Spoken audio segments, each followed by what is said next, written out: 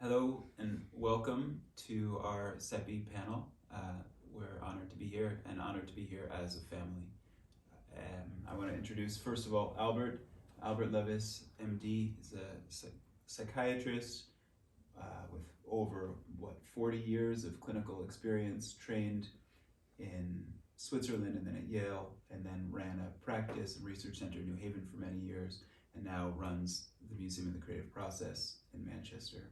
My sister Melissa Levis, who is a creative arts therapist, leader, educator, and a force of nature. And I'm honored to be here with her. And I'm Maxwell Levis, and I'm a researcher and clinician. I work at Dartmouth and at the VA, working with rural veterans and PTSD research.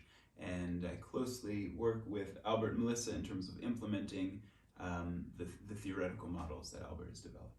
So Albert will be speaking first about the theoretical basis, his personal experience in the development of the model. I'll be speaking a little bit about clinical implications and utilizations, and Melissa will be talking about creative utilizations, personal experience, and how we can share this within the community. Albert, take it away. I want to welcome you to the Museum of the Creative Process, where the Levis family is collaborating in presenting hospitality combined with education at the Wilburton Inn. The Museum of the Creative Process helps to introduce science into the study of behavior. And this is very relevant today, understanding how to make psychology more meaningful to everybody, and facilitating the delivery of services to a big population through education as well as through therapy. So the creative process is a new concept in the study of behavior, and the creative process is important because it is a scientific phenomenon that reflects the unconscious. It reflects it as a phenomenon that resolves conflict, as a phenomenon that is scientific. And there are two phenomena of science that help us to understand how the unconscious is functioning, that create a paradigm that is meaningful and measurable and easily accessible. Science is about reducing complexity to reduction, abstraction, and a conceptual framework that everybody can agree about. Psychology at this point does not have an object of study that we're all agreeing about. The unconscious has lost its reputation and as a contaminated concept with a lot of arbitrary hypotheses. And so the creative process comes to become a phenomenon that everybody can agree about. It is essentially the plot of stories. All creativity represents an unconscious need to resolve conflict. And we have identified in the process of resolving conflict the science of energetic transformation, the idea of understanding conflict as energy, and that the resolution is a transformation of energy, creating meaning and social adjustment. And here is where I would like to introduce the two concepts that are scientific. One is the simple harmonic motion, where you have the idea of conflict as an energetic input, the idea of the movement of the pendulum from its rest state. And here we have the possibility of graphically presenting that as a circle which has significance as reflecting power and attitude and intensity. I am the author of conflict analysis, the formal theory of behavior. And this has been my life's work, understanding how the mind works predictably, resolving conflict by observing the creative process. The creative process is really what we know as the plot of stories. And the plot of stories has been overlooked. I respect the work of a Greek philosopher, Aristotle, who observed the dramatic process as a perfect totality, who observed a continuity of action, who described the sequencing of events in a tragedy, starting from a hubris, a conflict, evolving through peripetia, which is an adventure, coming to a reversal, and the punishment that is a moral paradigm, a deus ex machina, that gives punishment to the transgressive hero. And so there is a balance in that Aristotle identified as leading to catharsis and emotional cleansing. The theories of psychology have neglected to look at that kind of a phenomenon that represents a purity of concepts, a reduction to a key phenomenon that Aristotle identified as catharsis, which is a key concept also in psychoanalysis, but nobody has observed it as an energetic natural science phenomenon that has formulas, that has universality, that has also significance as a moral paradigm, understanding conflict resolution as morality. And psychology today is missing both a scientific basis, understanding what the unconscious accomplishes as energetic transformation. Observing a pattern that repeated in the Greek mythology, in the creation stories of the Greek gods, I saw the transformation of a family conflict, earth, sky, and time, in extraordinary antagonistic relations, father murdering the children murdering the father with the help of the mother. And after 5 generations, we have the creation of a beautiful religion that has accomplished a transformation from matriarchy to patriarchy. The paradigm of matriarchy is in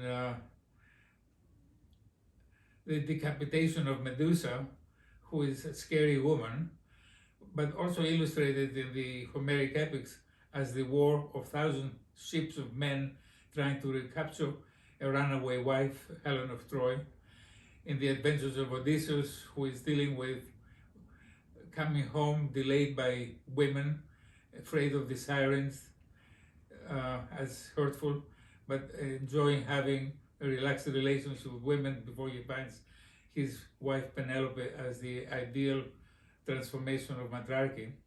So I observe this process as a sequence of emotional dynamics leading to understanding the sequence of emotions, stress, response, anxiety, defense, reversal, compromise, as a chain reaction that leads to transformation of relations. So I saw the unconscious as the mechanism that helps to reduce psychic tension and leads to social adjustment.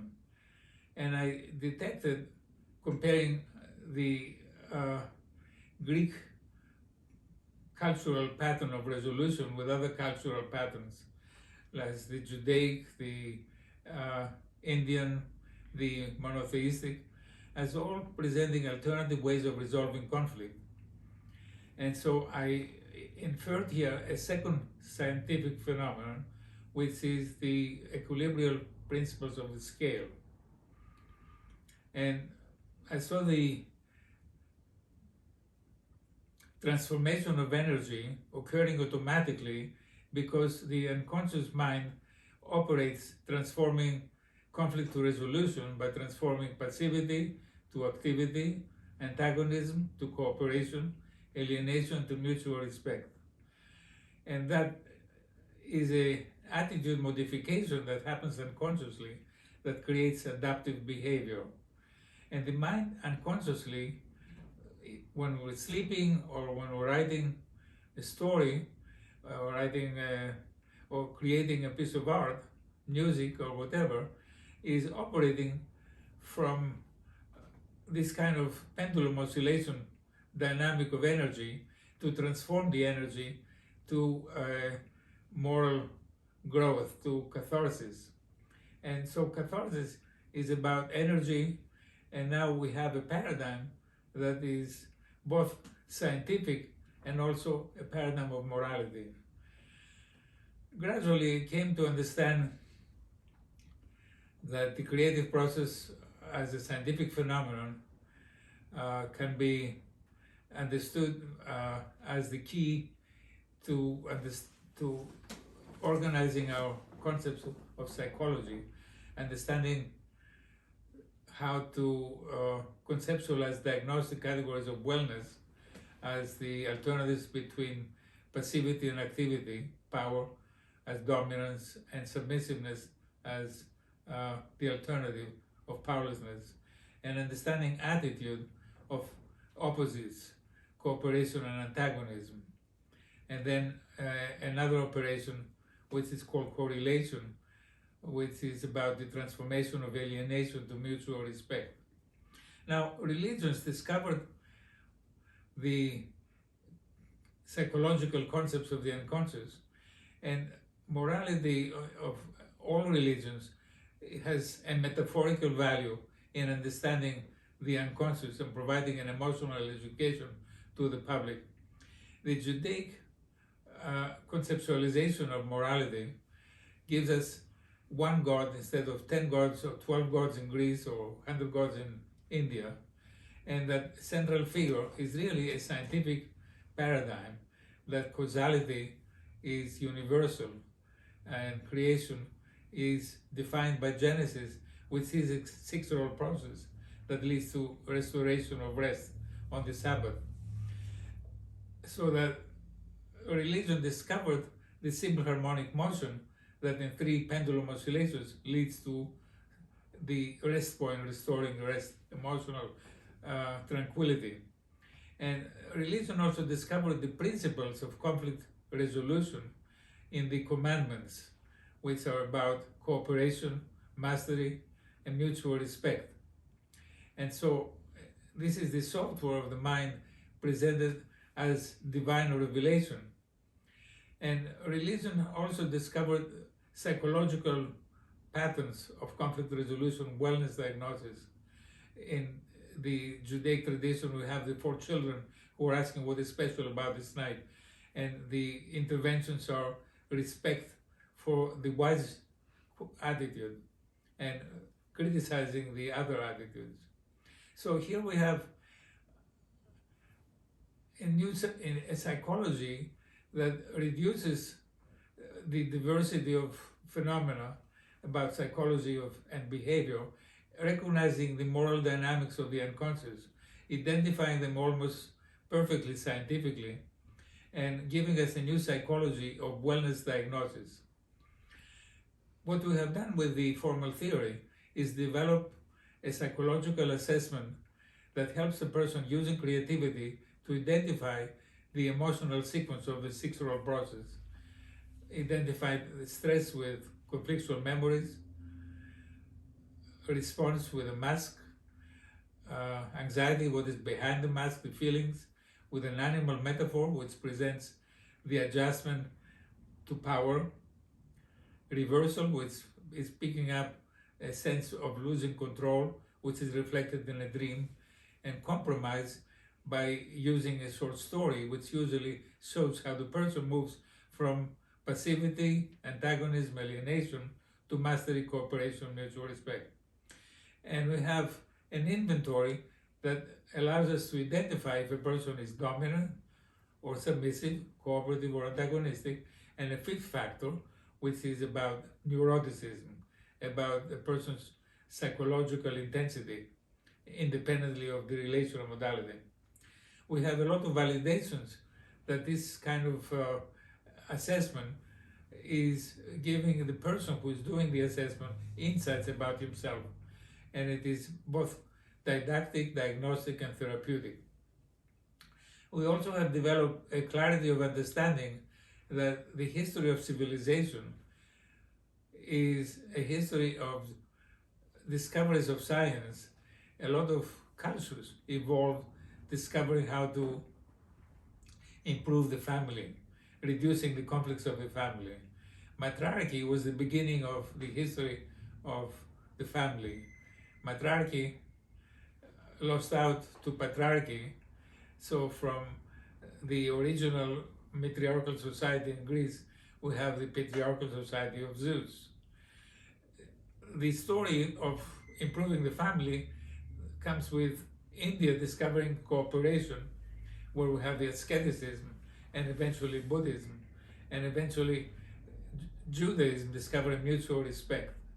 And we have developed a game which I call moral monopoly, which utilizes cultural stories to present a history of evolution of the dynamics of the family, as well as educating people on relational modalities, as well as diagnosis that are scientific. So I would like to share with you the use of the testing, with Max presenting a case study, and with Melissa presenting the integration of knowledge, self-discovery, and clarity of values as an emotional education package that combines looking at the art exhibits of the Museum of the Creative Process with completing the metaphor test and the inventory of our conflict analysis battery, and also doing the moral monopoly game, which is about retracing the history of civilization as recognizing the best values of conflict resolution. Okay, I want to take this opportunity to delve in a little bit more in terms of the utilization of the conflict analysis methodology, both in terms of some of our prior studies, some of our publications in the last year, and some recent work, and also some of our next steps. So I just want to kind of encapsulate the initiative. What we're presenting both presents a theoretical departure and a clinical departure, a practical departure. Theoretically, we're shifting from a framework which targets symptoms to instead be looking at syndromes. So what I mean by that is that rather than focusing on pathology, we're instead zooming out a little bit and looking at broader patterns, relational patterns, interpersonal patterns, intrapsychic patterns. Clinically, part of the innovation is that what this means is we can utilize a wellness framework. We can look, rather than looking at individual characteristics of problems, we can instead look at broader patterns. We can instead look, how does the individual transform conflict to resolution? And this idea of conflict to resolution, as you heard in Albert's words earlier, presents a central thesis of our work, that we can look at individuals' mechanisms of resolving conflict as a method to identify the individual characteristics of that person, and we can have elegantly a way of understanding this person's uniqueness, but also more broadly how they fit in with normative systems, how they fit in interpersonally.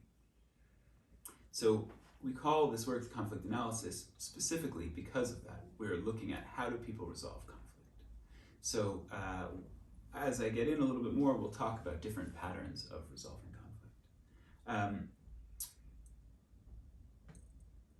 What I want to concentrate on is how this approach allows us to transform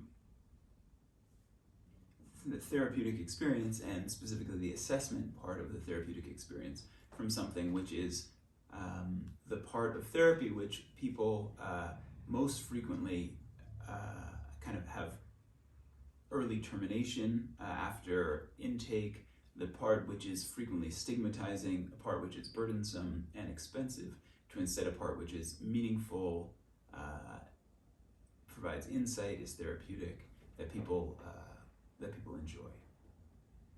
So the way we do that is by shifting from just kind of a multiple choice symptom query to instead looking at conflict resolution patterns in what we call the relational modality evaluation scale. And then also what we have, which is called the metaphor tasks. Now, metaphor tasks are creative narrative drawing prompts which allow people to play creatively with illustrating how do they resolve conflict. And the relation modality, what we call it the Rmes, presents kind of snapshots of how people handle conflict, and the creative prompts, the metaphor tasks, evolve this snapshot into a more full-bodied story. And through looking at a sequence of them, we can very closely approximate the issues that this person is dealing with, and we can advance very quickly to targeting the core issues, the core patterns that define this person, and also that we can use to help this person achieve the change that they're looking to achieve. Lastly, within our online interventions, which is the area of my primary research, is that we combine this information in what we call the feedback profile. And so this presents a synopsis of the RMES and the metaphor tasks, and it provides the person an opportunity to see the information in real time as they write it. It culls the core information from the things that they write. It uses some basic textual analysis to give personalized feedback about what has been written thus far, and we try to help the person cue further insight so that they can develop, look at themselves, and stage the next steps of making changes. So just to get into a little more depth, I wanted to talk about what are some of the questions and what are the subscales within the RMES. So the RMES as a model, as I mentioned before, looks at patterns of conflict resolution, looking at discrete or alternative ways that individuals resolve conflict. And this model stems from the Piagetian formula, which uses the metaphor of the scale. Melissa, why don't you be the Vanna White of this presentation? Sure. And maybe even bring that scale into the table. Sure. So what Melissa's going to help us identify here are the different ways of resolving conflict. So the initial point of stress premises that there is imbalance. So the different mechanisms of resolving conflict present ways of transforming that initial stress. So we have three ways. One is what we call reciprocity, which is adding a weight. So Melissa, will you demonstrate? So that might be adding too much weight. So Wait, we will balance it.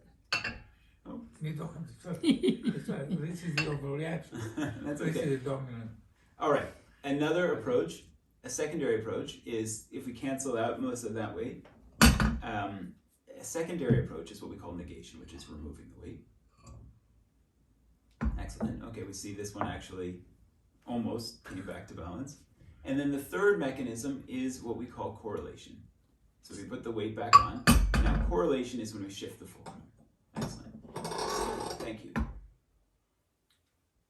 you want to move the scale back there? So, the reason I wanted to bring this up is this is important to ground our methodology in these very basic operations, and we can kind of understand these discrete ways of resolving conflict through these operations. That's okay for now, Melissa. So we can understand, just to get into a little bit more depth, the adding a weight is an act of activity, whereas removing a weight, negation, is an act of shifting our attitude. Finally, correlation, the most abstract of these methods, is about transforming the way that we process, the way that we think about intensity. Excellent, thanks. That is the measure on the fifth factor of the testing. Right. So we'll talk about that in just a moment. So I understand this might be a little bit abstract for now, but Albert will add a little more, and Melissa will add, and we can maybe we'll even have time for a little discussion after. So just continuing, in terms of how does the Rmes evaluate these constructs? So we evaluate, again, the assertiveness of dominance by questions like, I've always been a leader and enjoy it. We look at dominance, also dominant cooperativism and dominant antagonism as parallels. Questions like, I resent others telling me what to do. Submissive cooperative. An example question is, I'm liked for being easygoing and low-key. Submissive antagonistic. I let others make me do things I don't agree with. And lastly, what Albert mentioned as the fifth factor is what we call psychic tension, which rather than being a relational scale per se, instead represents this kind of elevated tension. The sample question is, I've retreated into my own private world. I'd like to add something here. The 5 factors, the major assessment instrument, identifies traits, but doesn't identify relational connections. When we talk about our set of diagnostic categories, we're talking about interrelated states, and the dichotomies are very clear, and they're based on formulas. So we have a formula that talks about reciprocity, negation, and correlation as undoing the damage of an inverse operation, which is the weight of the conflict. And the conflict is transformed by these attitude-modifying operations unconsciously.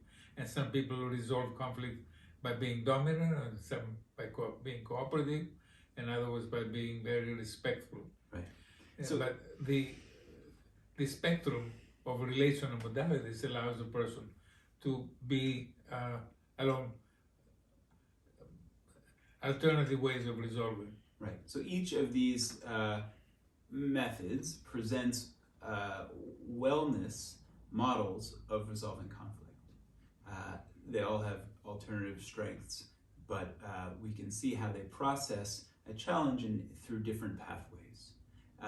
And accordingly, there's also, just as there's strengths to each method, there's also weaknesses. And what we'll see, especially as we look in cases with elevated relation modality score values, we see heightened levels of conflict. Now, shifting gears a little bit from talking about the relation modality, I want to talk about the metaphor tasks. So the metaphor tasks are instead creative assessment prompts, where we encourage people to identify conflictual patterns through personal memories and through creative projection. And this experience is both cathartic, but it also fulfills an experience that allows the person to gain self-understanding. And this is an important distinction between the work that we're doing here and other narrative methods, which frequently just focus on the cathartic front. Here we are trying specifically to cue also self-reflection and growth through the experience. So within the metaphor task, there's a sequence. Depending on our particular intervention, sometimes we use one task, sometimes we use 4, sometimes we use up to 10 metaphor tasks. And the more that we use, the clearer the signature of the user is, the creative signature, the way that they resolve conflict. We see that core pattern more clearly illustrated. More specifically, we also see over the course of each of these creative prompts, we see both the individual way that the person resolves conflict, but we also see how it changes over time. We also see how, on kind of a meta-narrative, we see how the initial stories and the initial conflicts brought up within, for example, childhood memories are later resolved. And so we'll get into this now as we look more about case studies. Unlike other projective tests, this is a battery of tests that has a way of interpreting the metaphors. It is also providing an opportunity for the person to look at the metaphors and analyze them himself and see how he can identify a pattern and how to correct it. So it creates an insight that is wonderful, as 100% of the people who are creating these metaphors identify with the animals or the identity of the individuals that put in a conflict in the metaphor story. And so the metaphors are really much easier to interpret than Rorschach, than TAT, which gives the person art that is already standardized, rather than art that they create appropriately for their particular personal issues. And the creativity is autobiographic. And what is nice about the interpretation of the assessment, the projective, which always is very subjective in its interpretation, is that the person interprets it by oneself and gets the benefit also of seeing what changes are needed to correct the pattern. Also, the tests are presenting a sequence of reconstructing the pattern dramatically. So the first test, which is the stress, is in relationship with the last test, which is the short story. And in this test, we see a pattern of passivity, antagonism, and alienation, defining what is conflict, and comes to a resolution with the test of the short story, which shows mastery, cooperation, and mutual respect. And that is very strange, but the short story, beginning with more conscious narrative, creating a story rather than creating art. The art is created after the story has been produced. It's much closer to the conscious, and it has less conflict. And so predictably, we're seeing here continuity among all these tests, validating the premise of the formal theory that the unconscious predictably resolves conflict. Right. Additionally, one of the merits of this approach is that by allowing the person, as opposed to, for example, the Rorschach, to not just create the story, but also interpret it independently, we avoid cultural bias, we avoid issues of kind of comparing an individual to a norm. We instead are empowering them to look at themselves. So Albert also mentioned there something like 100% of people identify with themselves, and he was just referencing a recent study we did, a Mechanical Turk study, which was published last year in the International Journal of Psychiatry and Clinical Practice. We also had a case study article in British Journal of Psychotherapy published earlier this year, and another paper about using this method within psycho-oncology published in the Journal of Creativity and Mental Health last year. And a couple more things that are in the process. We look forward to seeing it print shortly. And we have 2 volumes of case studies, which are called Creativity and Power Management, that explore the clinical application of the testing as well as its application for wellness education. Right. So now I just want to transition and talk a little bit about a recent study we did at the VA. So this was an implementation study. It was an online intervention. However, it did use patients who were residential, receiving residential substance abuse care. And may I add here that Max gets credit for taking the conflict analysis battery and putting it online, and becomes a real, beautiful, emotional education that is available online currently free for any charge. Thank you.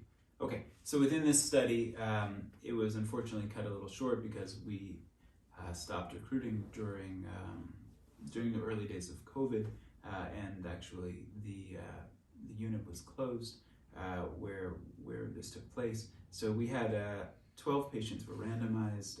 We had 11 that completed post measures and 7 that completed a 3-week follow-up.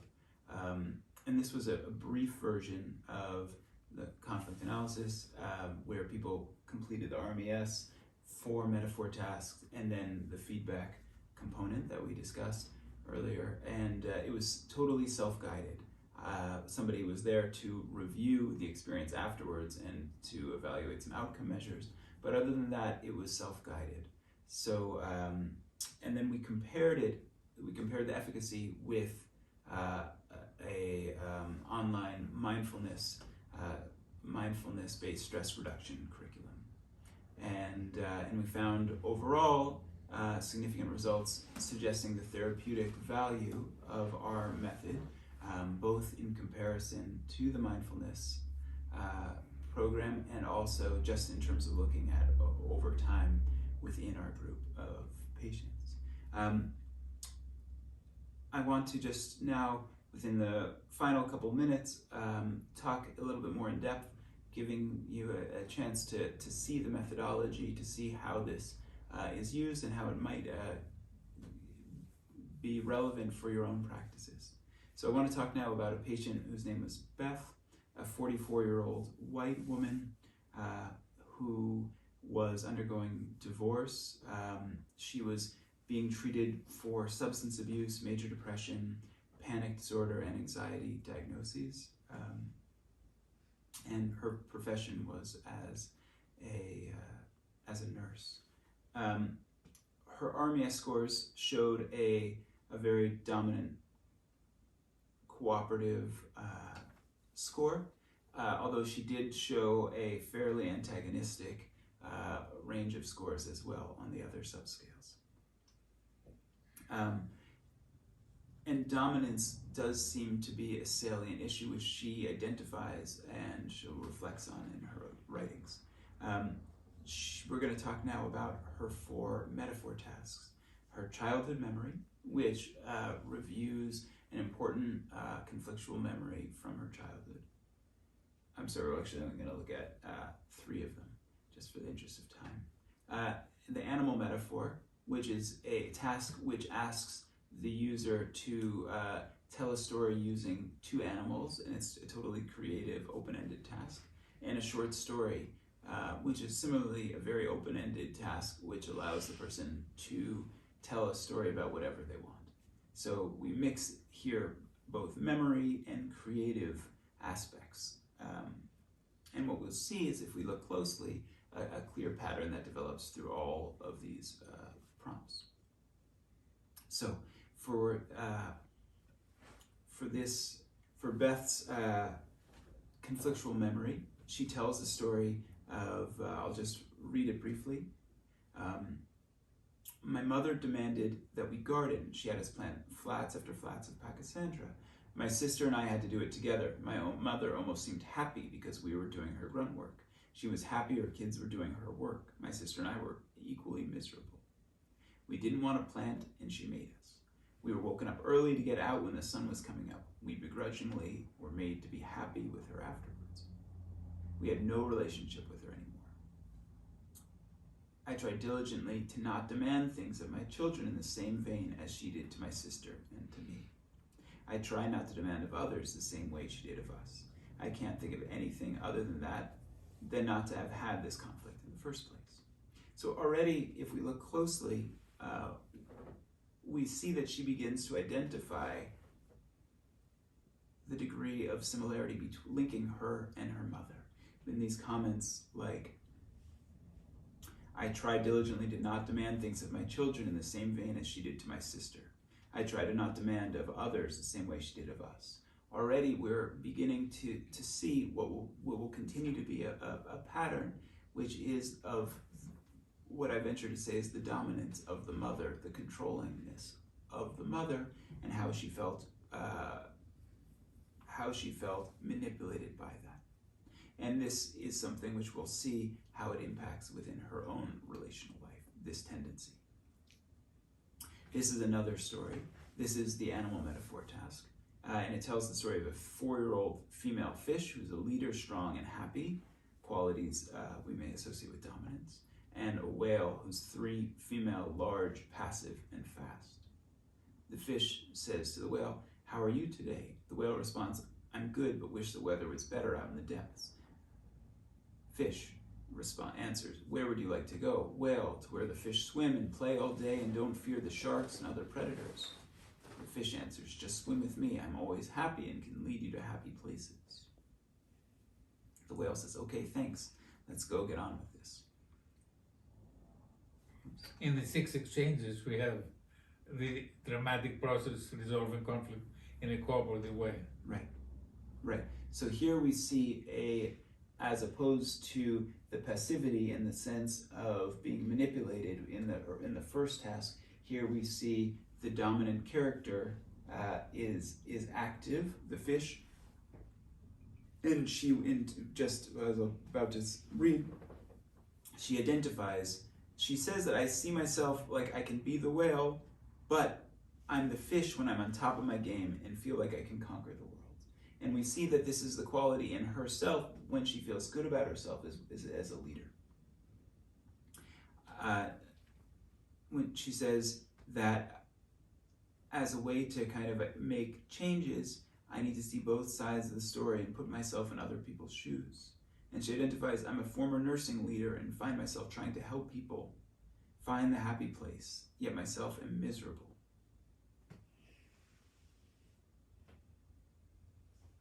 So it's an interesting dynamic that we see here, in that she herself recognizes that she is both of these characters, and she is, when she is in positions of leadership and respected, she can actually be very successful.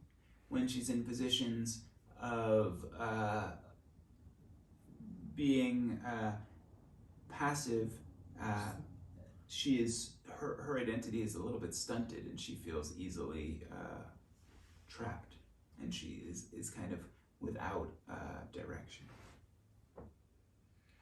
Okay, now I want to just retell the final story here, which tells the story of Minnie and Mickey Mouse. So she wrote a story about them.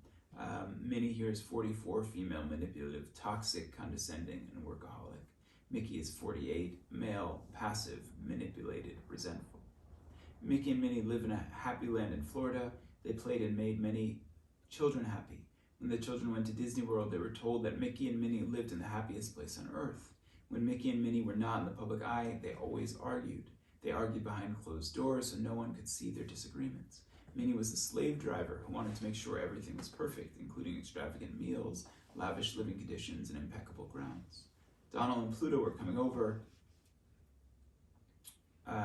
but Minnie did not want Mickey to go out to play. Donald and Pluto were at the door, and Minnie brought Mickey into the house and hollered at him and started to cry. She made it appear that he never does anything to help her. In her tears and anger, Mickey went and told his friends that he had to stay there and help Minnie. Deep down, he resented her for making him forego his friends. They then argued about that, and still the chores never got done. In terms of changes, Beth suggests a little understanding and patience to the other person's perspective. They could have asked the other one what they wanted to do and not just follow the agenda of Minnie. I identify with Mickey, and my mother is like Minnie, she says. I was often demanded to work around the house by my mother. With that being said, I've carried many of my mother's traits forward around not being able to relax, always being on the go, having others help me with my agenda. And today, I work very hard to not impress them upon others. I'm often reminded of my need to look at others and their perspectives rather than keep my own agenda in the forefront of everyone's plans for a given time. And in terms of personal changes, she says, listen to others and respect and honor their opinion, trying to moderate her own dominance. My mother always conducted herself like Minnie, and she clearly identifies that she similarly reiterates these patterns and accordingly puts herself in danger, something that she explains later that leads her to fall back on drinking as the only way out. I'm almost done, but I just want to follow up with her comments upon concluding. She wrote, in terms of reading about her Rmes scores, she said, I am a leader and dominant in my position in life. I think it's interesting that I'm dominant, but I'm also passive and malleable. I find myself strong and a leader, but I'm weak. I need to continue to learn how to juggle both attributes in different contexts to help with my emotional regulation. The metaphor task, she wrote about summarizing them. It's the same power struggle with my mother. The first metaphor is her with her child. The last one is her with her husband. She is exerting control over the situation, putting others to be her worker bees. But if I were the domineering figure in the first, I would be demanding my kids pick up their stuff when people are coming over. In the last one, I would be the one who is demanding help from my husband. He would often help me, yet not to the standard I wanted, and hence I would get upset and disappointed that it was not to my expectation. So we see here how it's kind of interesting. At one hand, she identifies these characters as her mother. On the other, she readily sees them as herself and reiterating those patterns. To summarize now, to finalize, she says, I want to continue to work on self-compassion and self-love and tolerating imperfection in my life, as well as tolerating imperfections in others close to me. I will own up to my piece of the pie sooner and accept my own shortcomings with a willingness to work on myself. I need not be perfect and need to accept and love myself for being me. I need to continue to work on self-compassion. Thank you very much for this experience. So this is an interesting case. You can see that there, perhaps with a little bit more clinical focus, it could be untangled a little bit more. Certainly, it creates a fertile moment to continue the therapeutic encounter.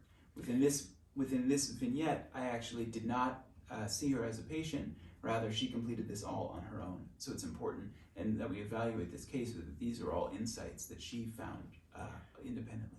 There are 2 points I would like to make about this case. The therapist didn't have to do too much work. There was no therapist in this situation. Right. The patient found out about herself. Now, something that the therapist can do here is being an educator and explain to the person that the dominant condition brings about anxiety. Right. That the dominant antagonistic position is identified with the proverbial cowardly lion of the Wizard of Oz story, and connecting lion as aggression with being coward, being anxious, and the person having an opportunity to identify her dominance as having a pathology. Dominance can be very good, very productive, but it has a symptom of anxiety coming with it. And the anxiety makes the person more sensitive to criticism and failure, and the reaction to that is more dominance and less capacity to adjust in a social situation. So this woman resorts to alcohol, and her anger drives her husband away, and she's in the state of divorce. Right. If she were to learn from this in therapeutic relationship, she had to work on her dominance and finding moderation and being able to monitor with her own progress of adjustment that it is all right to present your feelings of weakness and to be a weak person in some ways by releasing your emotions and finding fault with oneself rather than finding fault with everybody else. And in many ways, I think, in the end, that final gesture of seeing this this Minnie Mouse character is not just her mother but herself. She's able to kind of accept that blame rather than just projecting it out externally. So I want to focus that in therapy of this approach of conflict analysis, we're moving away from the therapist having to do the interpretation, and the therapist, instead of analyzing the personal relationship to the patient, helps the person to understand the dynamics of a syndrome, and he has an educational role rather than a role of interpreter. Right. So just to conclude now with my part of the discussion, our next study, which we're excited about, is shifting gears to work with rural veterans, and we look forward to launching a implementation study, an online study to boost rural veteran whole health access through utilizing some of these methods to kind of broaden mental health and whole health resources and to broaden engagement in therapy. So we look forward to that, and please reach out with any questions that you have directly to me. I'm accessible at maxwell.e.levis@dartmouth.edu. Thank you very much, and thank you, Albert and Melissa. I'm Melissa Levis, and I am the sister of Max Levis, daughter of Dr. Albert Levis, and this is my nephew, Eden Levis. And we are going to now sing and dance some of the theories that you heard about, and in the theory and the application of the testing. Eden, are you ready for a revolution? Yes. Are you ready for a brand new start? Are you out there ready for a revolution? Then stand up and dance with me and Eden. Are you ready? Here we go. Here we go, Eden. Clap your hands at home. Are you ready for the revolution? Are you ready for a brand new start? Faster, ready to integrate science, God, and art. Are you ready to take the journey to a new paradigm? Get ready for the revolution. It's the software of the mind. Software of the mind. He's rethinking religion, emotional education. He is a visionary. Dance along at home. Shoulder, shoulder, shoulder, shoulder, big stretch. Now we're going to dance the 3 scientific transformations.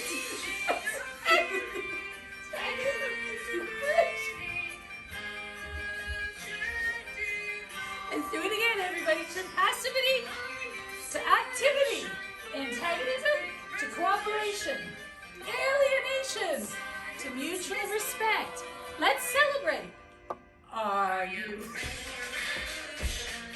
ready for a brand new start? Go faster. Ready to integrate science, God, and art. Are you ready to take the journey to a new paradigm? Get ready for the revolution. It's the software of the mind. Software of the mind. The formal theory is a celebration of creativity and the joy of conflict resolution, working out not only through our dreams at night, but we can actively be a partner to further our conflict resolution process by being creative. Eden is an artist, and I'm a songwriter, and everybody can be creative, as we've seen through the tests that Max just walked you through. Everybody can write a story, everybody can draw animals, everybody can participate and create their own expression, and as you use creativity, you find out about yourself. So Eden is only 12, but he's been drawing pretty much since he was a child. I've been writing songs since I was a child, and we encourage everybody out there to explore their creativity, not for professional recognition, but just for personal self-expression. So we would like to show you through dancing and music some of the science behind the formal theory. Can you go like this and be passive? Shake your shoulders, limp, bend down, wiggle.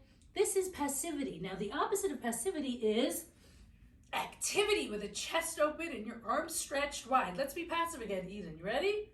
Passive, active. Let's do that together. Passive, active. Now let's punch. That is antagonism. And the opposite of antagonism is cooperation with a stretched hand. So let's be antagonistic, that way, and cooperative this way. So the formal theory is about two large process thoughts. One is turning your attitude from antagonistic to cooperative. The other one is your relationship to power, which is either passive or active. So we like to say, to find true happiness and conflict resolution, you turn passivity to activity and mastery, you turn antagonism to cooperation, and then you turn alienation to mutual respect. So this is a great way to use the laws of the science, which we talked about over here, where you have a scale and you either add a weight, which is reciprocity, or you remove a weight, which is negation, or you move the fulcrum, which is correlation. So now we're going to dance it, and we're going to sing it, and we're going to find our way to conflict resolution through this physical exercise. So you ready, Eden, to dance with me? Let's add a weight and remove a weight. Here we go. Come on, follow along at home. Antagonism, cooperation. Antagonism, cooperation. Lean way back, everybody. That's alienation. And that's mutual respect. Whoa! Now try to balance. Balance is a psychological state as well as a physical state. And how do we find balance? Do you exercise? Do you journal? Do you do bad things or good things? Let's balance like a scale. Here we go. Add a weight, remove a weight, shift the weight on the focal like this. Here we go. Add a weight, remove a weight so the scales won't tip. Conflict resolution happens unconsciously. So dance ready. Show me how you like to dance, Eden. Take it away, Eden. Here we go. You want to turn passivity to activity? Passive, active. Passive, active. Passive, active. Turn passive into active, add a weight. So open your arms. Add a weight, remove a weight, shift the weight on the fulcrum like this. Add a weight, remove a weight so the scales won't tip. Conflict resolution happens unconsciously. Dance your way to happiness with me.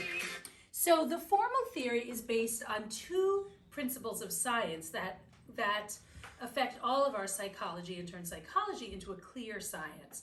There's the scale, turning the transformations that we just talked about, passivity to activity, antagonism to cooperation, alienation to mutual respect, and then there's the pendulum.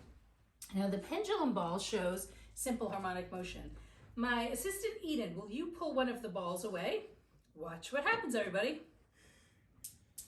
So the ball is in a rest state here. This is a norm, and whether this is your religious norm or your cultural norm or your family norm, this is the rest state. But what Eden did was displace the norm, and this is stress and conflict. So when stress happens, Eden, magically, what's going to happen to the ball on the other side? It's going to respond. It's going to respond, and it's going to go up exactly as high as you displace it. So let's try. If I just displace it a little, that's pretty moderate. That's what we would call level 1, and that would be a great way to have balance and harmony. The problem is if you hold your feelings in, hold your feelings in, hold your feelings in, hold your feelings in, then you're going to explode on the other side. Or what happens if you get angry, angry, angry, angry, angry, you're going to go out on the other side and you're going to get scared. So there's a balance in behavior that's just like these pendulum balls right here. So the secret is to have moderation in all things. The theory, the psychological theory of the formal theory is cooperation, moderation, and mutual respect. This is very important for us. So now, Eden, let's do one more dance together. The 6 rolls. Right. So let's sing the 6-roll process song. Let's do the 6-roll process song. So there's the transformation. My father was talking about Aristotle, talking about teleon, holon, and the play, and the 3 acts of a play. Well, really, 3 acts of a play are 6 acts. Why, Eden? Because each act has a passive and an active. It has feelings, which are passive, and behaviors, which are active, and they're balanced equally. So one side might be feeling. If you feel stressed, you're going out in your action in an exact balance. But the beauty of therapy and conflict resolution is after 3 cycles of passive to active, you come back to rest at a higher level. You're not just flat like this, you're actually having made progress with a moral ending that uplifts everybody. So Eden, it is time for us to dance one more song, which is called the 6-roll process. So go like this. Stress. Show me stress. Ah! It's coming at me and I can't take it. What are we gonna do? We are going to respond. Ha! That's right. So let's be stress, response, anxiety, defense, reversal, and then compromise. And that is the 6-roll process in our lives. Let's do it together one more time. Eden, you ready? Stress. That's passive. Something's coming at you. Response is active. You're pushing it away. Anxiety is passive. You're feeling scared. Defense is how you try to protect yourself. Reversal is, oh no, what I was afraid of actually happened. And compromise is the moral ending. It's the deus ex machina. It's the happy ending. It's the conclusion to the story. So let's dance that together. This is the 6-roll process, which is really the heartbeat of your mind. Touch your heart and let's do thump, thump, thump, thump, thump, thump. Thump, thump, thump, thump, thump, thump, thump. Let's make the heartbeat.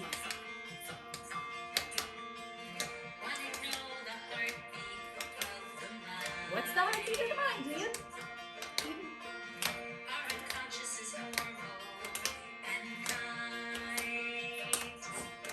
It's a 6-phase roller coaster from stress to rest, just like the pendulum balls.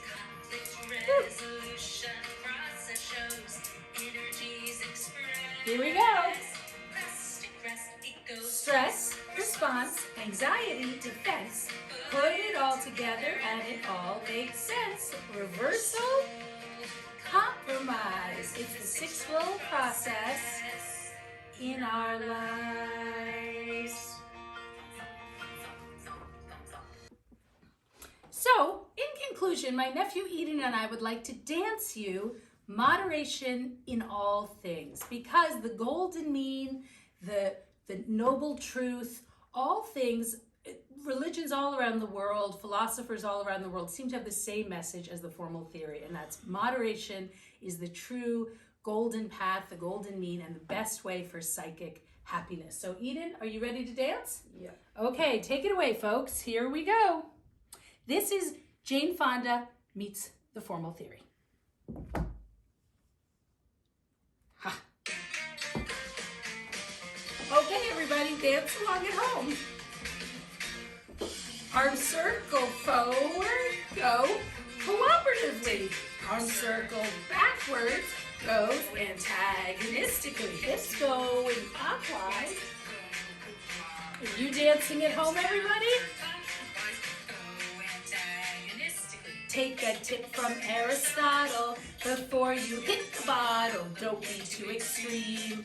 Follow the golden mean. Jesus in sermons, and Buddha was writing it. Moderation in all things. Balance is how the pendulum swings. Level 1 is ideal. Look how great you feel. Level 2. Uh-oh, Eden, what happens with level 3?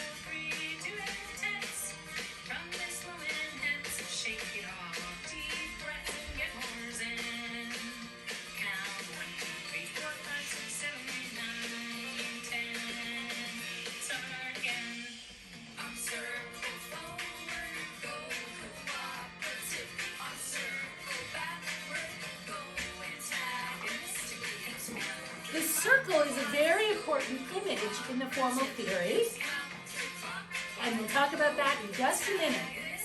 Take that tip from Aristotle. Before you hit the bottle, don't be too extreme. Follow the golden mean. Jesus in sermons and Buddha was writing it in the Eightfold Path of Enlightenment. Moderation in all things. Balance is how the pendulum swings. Level 1. So easy. So easy. Uh-oh, a little bit more emotion, a little more intense. Even what happens with 3? Oh no!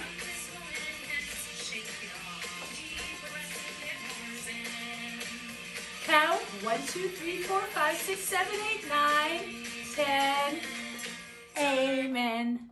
So the circle, and this is the 6-role process, which we talk about. And you can see, I'm going to put this down for 1 second. My assistant Eden will show you that this is 1, 2, 3, 4, 5, 6. This is stress and response, equally balanced. This is the first act of a play. This is feeling and an action. Feeling is passive, above the line is active. So we have stress response, anxiety defense, reversal compromise. This is the first act of a play, the second act of a play, and the third act of a play with a moral conclusion. And the captions on the back. And then we're going to show you how the circle is really just a different way of looking at, this is the circle, and the vectors show whether we're going towards cooperatively or antagonistically. So if you're going cooperatively, that's going clockwise. Clockwise to power or clockwise to powerlessness. If you go counterclockwise, that's going antagonistically towards power or powerless. So this is a cross-cultural study of different cultures and how they use their 6-role process. The 6-role process is the same structure. So what's uniform and why the formal theory is an integrative paradigm is the plot of stories. The scientific process is the same process, it's just a different normative culture, it's just a different value, whether you appreciate Christianity or whether you're a Muslim, whether you're a Jew, whether you are a Hindu. It doesn't matter what your cultural norm is. It's if you deviate from the norm, you're going to have a similar pendulum ball set of consequences that will play out. So this is just a little bit of the graphics behind the formal theory that we wanted to show you, and we want to thank you so much. And our ending is that you should really change your circle as a way to find happiness. Instead of going antagonistically this way, and instead of being so intense, it's best if you're in that inner circle, which is level 1, going in a cooperative way towards mutual respect. So moderation, cooperation, mutual respect, change your circle and go in a level 1 towards happiness clockwise. Thank you. Thank you so much for joining us today, and we look forward to welcoming you to Vermont. Monopoly. Take it out, Max, and show the Monopoly. We're gonna have to at least cut it. So you had an introduction to the scientific analysis of the creative process, as well as understanding morality, conflict resolution as morality. And Melissa was compelling us with the movements to realize both the 6-role process and also the 4 balancing equilibrial positions. I would like to share with you the value of this analysis, integrating cultures as well as integrating personal insights in a therapeutic experience. This is the workbook that generates images and analysis of images. And you can see here in any particular case how this is presenting an opportunity to present conflict and resolution in the personal experience, and how the images have value for the person who creates them. And we have interesting presentation of understanding particular problems. For instance, this is a man who has a foot fetish, and how the foot fetish manifests across his symbolic system as a continuous theme in the symbolic presentations.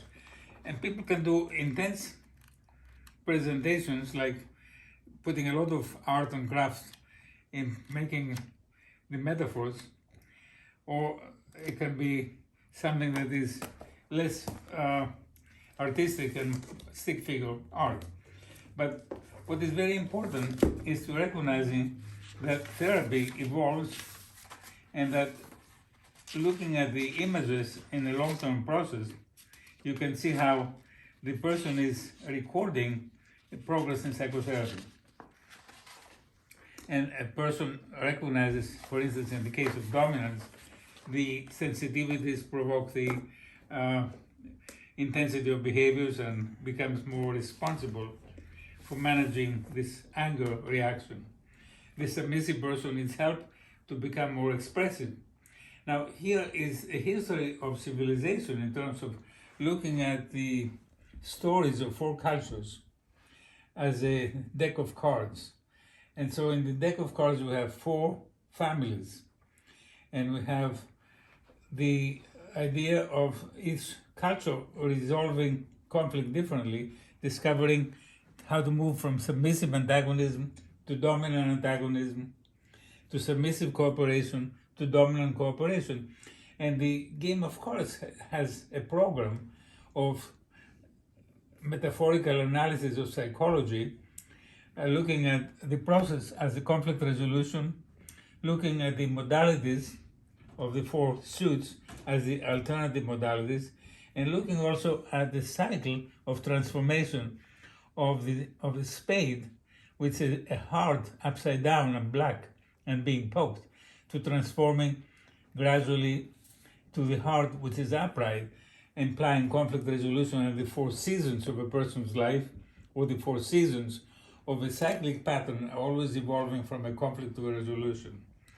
And this is a fascinating way of helping people to role play the different stories and experience the differences in ways of resolving conflict, retracing them in any one culture. And here we have mythology and history in every culture as a conflict phase and a resolution phase. And this is exactly what is happening in therapy, where you're creating your stories: stress, response, anxiety, defense, reversal, compromise, and you're finding how to improve your life. So this is the theme of the Levis family, and you can see in my own children the case studies of wellness as submissiveness and dominance, as wellness personality types, and you can see the brilliance of Max's erudition and scholarship and Melissa's exuberance and catching leadership style. And these are both wellness personality types, and we're representing a team where we're a family working together happily, balancing and complementing each other's capacities. Thank you.